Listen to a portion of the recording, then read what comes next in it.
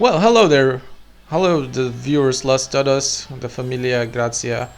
Hello, everybody. Welcome to another continuity analysis review thingy. I welcome you to this video you're watching now, right here on the spot. So, today we're having a look at Boing Spain continuity from June 25th, 2018, part 2 or something. I don't know.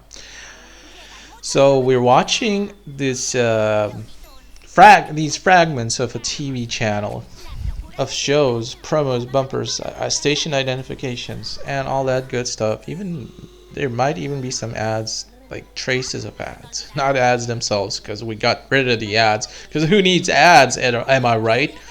So lunes a viernes, 17 o'clock, 10 minutes. Boing.es.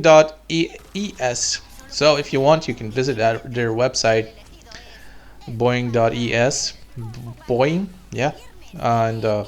But you're not really gonna understand anything unless you're a Spanish speaker, because it's probably gonna be all in Spanish. So yeah, if you want to do it, you can visit their website. So Boing. So interestingly, the logo of this website, no, not a website, this TV channel, the logo of this TV channel looks like the logo from the Italian version, but it does not have some extra text, I noticed. So yeah, some channels have extra text in their logo, like it says just some stuff, like the Brazilian flag. You know, when you think about flags, some flags have text in their flags, and most flags don't. So I look at the Italian version of Boing as like the um, Brazilian flag, because it's got text in their flag, and this logo has text in their logo. I mean, aside of Boing, the written word Boing, it has some other text. So that's all I wanted to say. So if you look at the logos here demonstrated in this here video, yeah, well, you can see that it does not have any extra text, just the Boeing word on a blue ball. Most of the time it's blue, I guess. There are other colors being used as well. So the show they air on this cartoon channel a lot is Bunnicula. Bunnicula is a rabbit vampire who drinks the juice of vegetables and fruits, apparently, and he's friends with a cat and a dog. So in this universe, the cat and the dog kind of get along. I don't know. I never really watched enough of Bunnicula to really know. I should actually watch it sometimes. It's a good show. I like it. It's a good cartoon. Boing.es. So this continuity is from 2018, so it's relatively new. It's only a year old. And as I said, it contains traces of ads, so you were able to see some Play-Doh stuff. And Looney Tunes. I loves me some Looney Tunes. Roadrunner with an Acme hat. You know, I love how it looks. They managed to make it look good. I love that.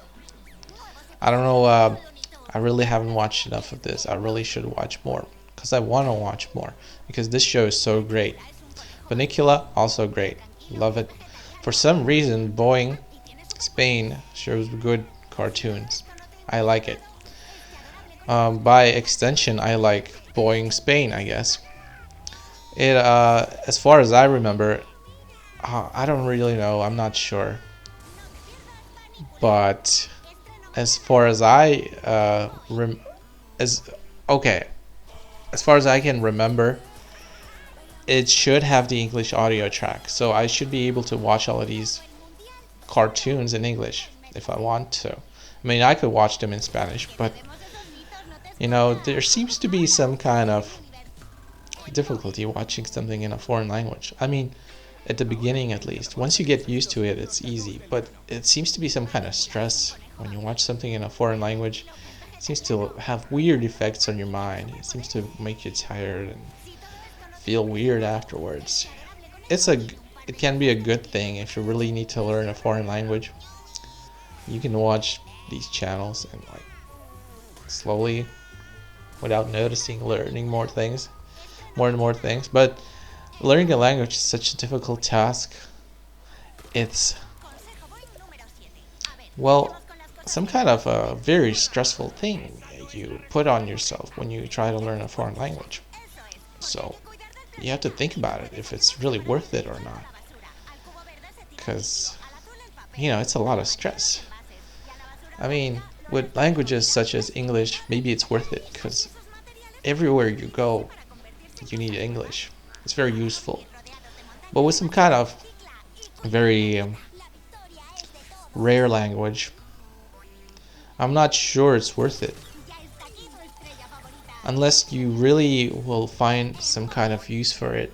And yeah, so yeah, we're looking at Boing and the show Ninjago on Boing Spain. So Ninjago is a show I don't like. I just don't like how it looks. When it doesn't look right, when there's something like disturbing me about the show, about how it looks, I can't really enjoy it. So the thing about Ninjago, well, first of all, it's a common problem I have with 3D CGI animated cartoons. I just have a problem with these. Some of them turn out good, like Angelo Rules. I like that. But Ninjago, there's something about it which I don't like. I guess I don't really like the whole medium of 3D animation in a computer screen, in a computer program. I don't really enjoy that look, and I'm still not sure what about it is that I don't like. But I think I have some suspicions, and one of those suspicions is I think it's the movements. It could be the movements, how they move. So in the cartoon Angelo Rules, they limit the frames per second, if you notice, to somehow disguise these awkward 3D artificial CGI movements. They create a frame limit, so you don't get to see many frames per second. And at the beginning it was kind of annoying, but I always noticed it, but it's some kind of necessary thing to do now. I'm starting to think that it's really necessary to make it look natural. Somehow it looks unnatural when I look at Ninjago and all this stuff. I don't know. That's only one of my suspicions of why I don't really enjoy shows with which are made with 3D characters. Like these mascots, you see the popcorn lady and the dinosaur on the seesaw. So I think my problem is with their movements. I used to think my problem was with them looking like they're realistic, too realistic. But I'm starting to think the problem is with their movements. So if I have this problem, I can fix it pretty easily. If I'm watching a video of a 3D CGI object, like a cartoon, that they call them cartoons, but I'm not really sure you are even allowed to call such shows cartoons, because for me a cartoon is like a hand-drawn thing. When you draw, it's an illusion. When you draw many pictures and they are all very similar, and these slight changes create the illusion of movement, that's cartoons for me. I never really looked at clay stop motion animation and thought to myself that this is a cartoon. This was something different for me. And computers weren't always a thing. Like, they really became popular in the 90s or even in the 2000s. So there were not many. Oh, this is a long bumper. An awesome one. I love it. It contains all of these cartoon characters interacting with each other more or less. I guess they executed this well somehow. I don't know. I don't know why I like this one more than others. So I was talking about, what was I talking about? That's what you get for jumping between topics. Well, it distracted me. The bumpers on the screen distracted me because I like them so much. Oh yeah, so I was talking about how I don't consider clay animation really cartoons. It's animation, but it's not cartoons. For me, a cartoon is 2D hand-drawn images, frame by frame. You know what I'm saying? So when I see these hippos, these 3D hippos like we see right in front of our screens, with their movements, I don't know. I don't think that's a cartoon. You didn't draw each frame. You created an asset. You created a 3D object inside a computer program, and then you kind of transitioned between movements somehow. You programmed the geographical locations and stuff. Like, you didn't draw a new picture frame by frame. You manipulated the old, so to say, picture to move in certain ways. And that's a problem I have with 2D cartoons as well. Nowadays they save a lot of time and effort, which could be a good thing. Oh, this is a cool bumper. I like these like newly created bumpers, which are not like reused stuff. You can tell, like, even though it's slightly reused, these bumpers are slightly reused. Like, they take old animation but they redraw it so it looks new and put it in like a new environment. It's as new as it gets, I guess. So I mean, 2D is still different. You draw every frame. So in 3D you like create one frame and manipulate it a lot. And yeah, as I was saying, it happens with 2D cartoons as well. They somehow draw a character and then like program movements. So that's why some of the movements seem so perfect. Almost too perfect, but they don't feel like they're full of life. It doesn't feel fluid. It feels robotic, clunky a little bit, possibly robotic mostly. It doesn't really have the soul. So there's a Cartoon Network block on Boing Spain, and the funny thing is Cartoon Network doesn't exist in Spain. So I guess it's the Cartoon Network still somehow lives on inside of this Boing channel. Somehow that's a weird situation to be in. It's a very weird situation to be in. Like, Cartoon Network is the main channel, the one that got it all started. That's their main thing. That's all they got. And somehow they've, wow, I love these bumpers. Ben 10. Like, it feels like somebody drew them new, and yeah, they're new. They look different. It's not some recycled thing, and even if it's a little bit recycled, it's not heavily recycled. It's not just taking some existing thing and just slapping it onto somewhere using a green screen. No, they're actually redrawing it frame by frame, and I respect that. Even though they're copying some pre-existing drawn frames, yeah, okay, but still, they're putting a lot more effort into it, and it looks different. It feels different, right? You can tell all the extra effort they put into it. So I think 3D animation is pretty lazy if you think about it. Yes, you need powerful computers and stuff, but I think it's pretty lazy, and maybe they wouldn't be doing it if it wasn't so late. I mean, they want to put in as little effort as possible to get something out.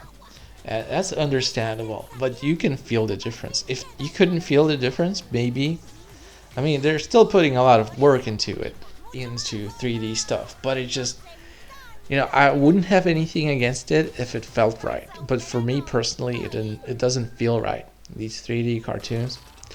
I know a lot of kids nowadays grew up with all these movies, like, I don't know, the Emoji Movie or something, and Shrek and all this stuff. And that's their normal. They don't know any other world. So I don't know. I don't know if they can notice this. Be you have to have experience all kinds of things to be able to compare. And it's possible that I'm a little bit biased towards the older things,